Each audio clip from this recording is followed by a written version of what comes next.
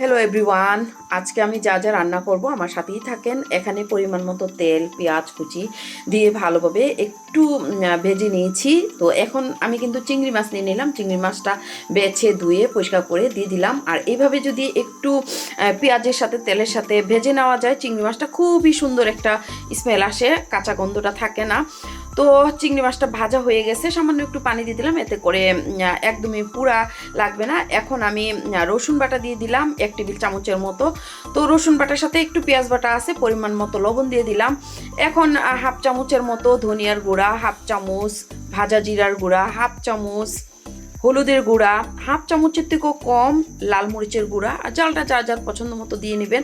এখন ভালোভাবে নেড়ে চেড়ে ভালোভাবে মশলাটা কষিয়ে নিচ্ছি। আর মশলা কিন্তু ভালো লাগবে না, আমি যেহেতু জালি কুমড়া রান্না করব। আর জালি কুমড়ার মধ্যে যেটা আমাদের ব্রাহ্মণবাড়িয়ার ভাষা বলে চাল কুমড়া, এটার মধ্যে কিন্তু জাল একদমই ভালো লাগবে না। সামান্য একটু পানি দিয়ে দিলাম, এতে করে লেগে যাবে না নিচে। ভালোভাবে আমি নেড়ে ভালোভাবে মিশিয়ে নিচ্ছি। এখন ঢেকে দিলাম। তো এদিকে আমি আরেকটা প্যানে এখানে পেঁয়াজ কুচি, একটা তেজপাতা আর পরিমাণ মতো তেল দিয়ে সুন্দর করে ভেজে নিচ্ছি। এখন আমি কিছু মেথি দিয়ে দিলাম। আর মেথি কিন্তু শরীরের জন্য অনেক অনেক উপকারী, বিশেষ করে চুলের জন্য, গ্যাস্ট্রিকের জন্য। তো কাঁচামরিচ ছিঁড়ে দিয়ে দিলাম। এখন সামান্য একটু হলুদ দিয়ে দিলাম। হলুদটা দিয়ে নেড়ে চেড়ে ভালোভাবে একটু মিশিয়ে নিচ্ছি। আমি যেহেতু সিম ভাজি করবো, সিম আলু ভালোভাবে কুচিয়ে নিয়েছি, ধুয়ে নিয়েছি, স্বাদ মতো লবণ দিয়ে দিলাম, ভালোভাবে নেড়ে চেড়ে মিশিয়ে নিচ্ছি। তো সামান্য একটু পানি দিয়ে আমি এখানে একটু টেস্টিং সল্ট দিয়ে ঢাকনা দিয়ে দিলাম। আর এই ফাঁকে জালি কুমড়াটা ভালোভাবে নেড়ে চেড়ে মিশিয়ে নিলাম। তো আমি পরিমাণ মতো কিন্তু ঝোল দিয়ে দিলাম। আর ঝোল কিন্তু একদমই ভালো লাগবে না, আমি একদমই শুকিয়ে নিব, এটা দিয়ে খুব সুন্দর রান্না হয়ে যাবে।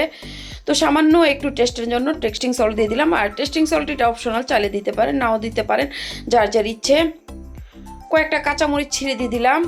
এই যে দেখতে পাচ্ছেন অনেকটা কিন্তু সিদ্ধ হয়ে গেছে। এই ঝুলটাই দিয়েই আমার খুব সুন্দর রান্নাটা হয়ে যাবে। চুলার আঁচটা লো এবং মাঝামাঝিতে আছে। 2-3টা আরও আস্ত কাঁচামরিচ দিয়ে দিলাম, ঢেকে দিয়ে দিলাম। এই ফাঁকে আমি ভাজিটা নেড়ে নিচ্ছি।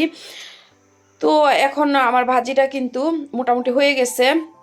একটা টমেটো দিয়ে দিলাম, ধনিয়া পাতা দিয়ে দিলাম, ভালোভাবে নেড়ে চেড়ে আরও 3 মিনিটের মতো রান্না করে নিব। এই ফাঁকে আমি তরকারিটা দেখে নিচ্ছি।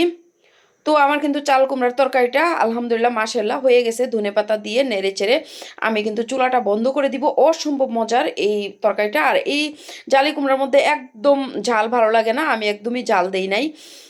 যত কম মশলা হয় তত ভালো। তো এই ফাঁকে কিন্তু আমি সিম ভাজিটা নেড়ে চেড়ে ভালোভাবে মিশিয়ে নিলাম, হয়ে গেছে, দেখতেই পাচ্ছেন। সবাই ভালো থাকবেন।